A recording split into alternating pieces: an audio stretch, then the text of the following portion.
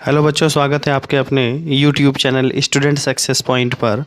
तो बहुत सारा स्टूडेंट कमेंट किया था कि sir Indian civilization and culture का जो है प्रॉपर समरी का वीडियो बनाइए, जो कि एग्ज़ाम में 5 नंबर का पूछा जाता है। तो आज finally Indian civilization and culture का वीडियो जो है आप लोग के सामने जो है आ गया है।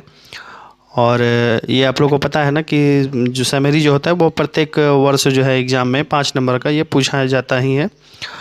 और इंग्लिश के अलावा जो है हम लोग जो है सोचे हैं कि और भी सब्जेक्ट जैसे हो गया फिजिक्स हो गया, केमिस्ट्री हो गया, है ना, ये सब का स्टडी मटेरियल जो है इस चैनल के माध्यम से आप लोग को प्रोवाइड कराऊंगा। तो अभी तक आपने इस चैनल को सब्सक्राइब नहीं किया है तो आप लोग सब्सक्राइब कर लें तथा बेल घंटी के निशान को दबा दें, जिससे चैनल पर अपलोड किए जाने वाले सभी स्टडी मटेरियल का वीडियो का जो नोटिफिकेशन होता है वो सबसे पहले आप तक पहुंच जाएगा। तो चलिए स्टूडेंट, आज का क्लास हम लोग स्टार्ट करते हैं। और इसके बारे में हम लोग जो है इसका हिंदी जो है एनालिसिस करेंगे। तो देखिए, इसमें चैप्टर का नाम हो गया इंडियन सिविलाइजेशन एंड कल्चर। इसके लेखक हो गए महात्मा गांधी। और इसका हिंदी हो गया, इस चैप्टर का हिंदी हो गया भारतीय सभ्यता और संस्कृति। देखिए इसमें लिखा क्या गया है, यहाँ पर क्वेश्चन जो है क्वेश्चन के रूप में हम लिख दिए हैं, राइट द समरी यानी सारांश को लिखें ऑफ इंडियन सिविलाइजेशन, है ना, एंड कल्चर। तो समरी लिखें of Indian civilization and culture, भारतीय सभ्यता और संस्कृति के। तो भारतीय सभ्यता और संस्कृति के सारांश को लिखें। और सारांश हम लोग किसको कहते हैं, तो जैसे ना गांधी जी जो है भारतीय सभ्यता के बारे में बहुत सारा चीज़ जानते थे, लेकिन उन्होंने, है ना, जो मेन पॉइंट होता है, मुख्य जो बिंदु है ना, उसी को आपके बुक में रेनबो पार्ट 2 में संकलित किया है ना। तो उसी प्रकार से जो समरी होता है ना, समरी को छोटा बनाकर लिखा जाता है। तो चलिए पढ़ते हैं इसमें।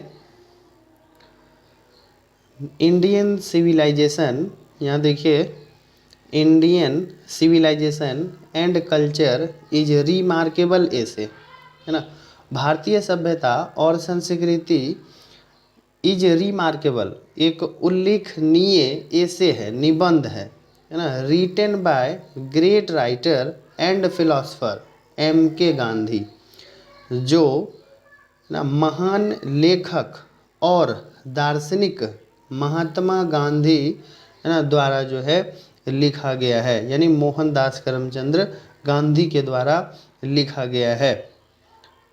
इन दिस ऐसे, अगला सेंटेंस पढ़ते हैं।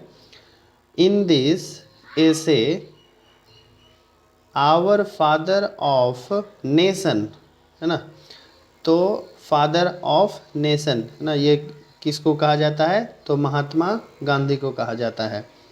तो in this essay our father, है ना, of nation Mahatma Gandhi compares Indian civilization, है ना, Indian civilization to the civilization of the waste.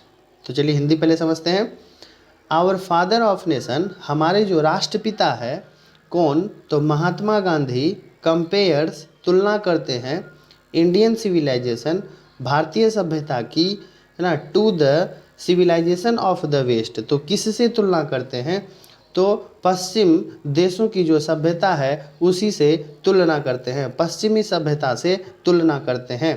And finds, है ना, एंड फाइंड्स इट्स, और इसे पाते हैं, सुपेरियर टू ऑल, और यानी सभी से वो क्या पाते हैं, बेहतर पाते हैं ना। यानी कि भारतीय जो सभ्यता है, भारतीय सभ्यता को वो अन्य देशों से वो तुलना करते हैं और वो सभी से सभ्य पाते हैं, सभी से बेहतर पाते हैं।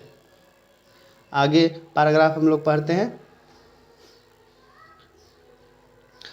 अकॉर्डिंग टू गांधी जी, है ना, अकॉर्डिंग टू गांधी यानी गांधी जी के अनुसार, civilization is that mode of conduct, है ना, अकॉर्डिंग टू गांधी गांधी जी के अनुसार civilization is that mode of conduct, यानी कि गांधी जी के अनुसार आचरण, व्यवहार, है ना, व्यवहार जो है वह तरीका है, ठीक है। यानी कि civilization is that mode of conduct, यानी कि सिविलाइजेशन का मतलब क्या होता है, सभ्यता। तो सभ्यता जो होता है ना, व्यवहार का वह तरीका है, आचरण का वह तरीका है, which points out to man the path of duty, है ना, विच जिससे पॉइंट्स आउट, पॉइंट्स आउट का मतलब क्या हो जाता है, रिप्रेजेंट करता है, इंगित करता है ना।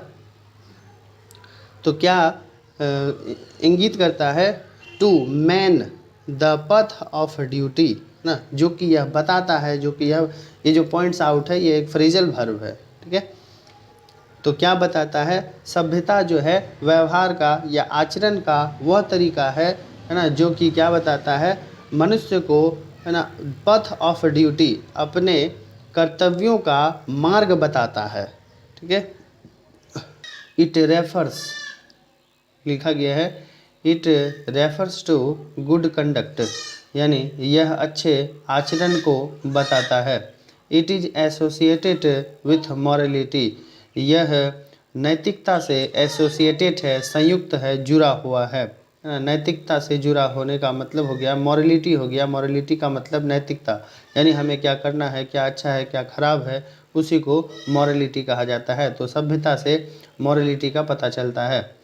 आगे देखिए क्या लिखा हुआ है, the western civilization is inferior ना, the western civilization is inferior, पश्चिमी जो देशों की सभ्यता है, पश्चिमी जो सभ्यता है, इज इन्फेरियर वो तुच्छ है, यानी घटिया है, टू इंडियन सिविलाइजेशन, यानी भारतीय सभ्यता की तुलना में क्या है, वेस्टर्न सिविलाइजेशन वो घटिया है, तुच्छ है ना। क्यों तुच्छ है, because it is based on worship of the material and brute in human beings. अब देखिए, यानी कि western civilization is inferior, western civilization तुच्छ है, घटिया है, to Indian civilization, Indian civilization की तुलना में।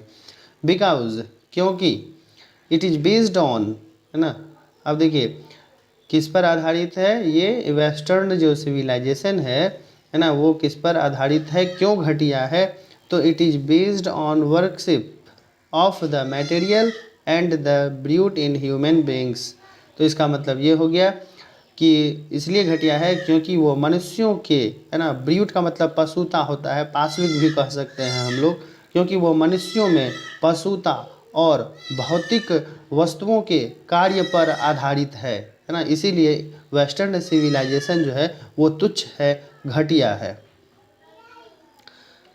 गांधी जी सेज दैट, गांधी जी कहते हैं कि mind is like a restless bird, Gandhi ji कहते हैं कि मनुष्य का जो मन है ना, मन वो एक क्या है, एक बेचैन पक्षी के जैसा है।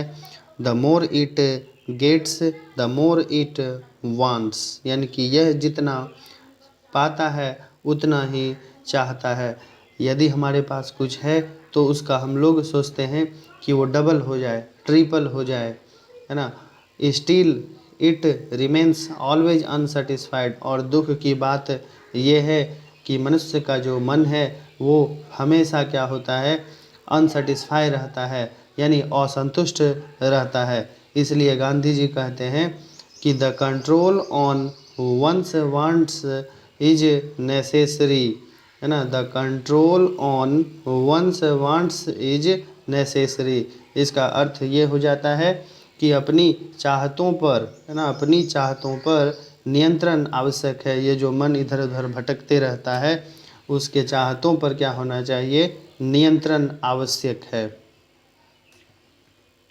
Lastly Gandhi ji say that, lastly Gandhi ji says that, यानी अंत में गांधी जी कहते हैं दैट कि एवरी लवर ऑफ इंडिया, यानी भारत के प्रत्येक प्रेमी को should cling to old Indian civilization, यानी कि इसका अर्थ ये हो गया कि every lover of India, Bharat के प्रत्येक प्रेमी को चिपक कर रहना चाहिए। क्लिंग का मतलब हो जाता है चिपकना, तो चिपक कर रहना चाहिए किससे? ओल्ड सिविलाइजेशन, अपनी पुरानी भारतीय सभ्यता से चिपक कर रहनी चाहिए। किसको? तो every lover of India, Bharat के प्रत्येक प्रेमी को किस प्रकार चिपक कर रहना चाहिए?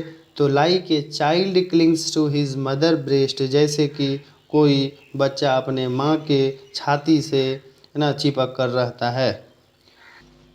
तो बच्चों आज के लिए इतना ही रहेगा, और हम लोग जो है नेक्स्ट क्लास इसी चैप्टर का ऑब्जेक्टिव प्रश्नों को ना हम लोग हल करेंगे। ऑब्जेक्टिव प्रश्नों को इसमें जो है हम लोग शामिल करेंगे। उसी का जो है वीडियो का जो है वीडियो क्लास के माध्यम से हम लोग रिवीजन करेंगे।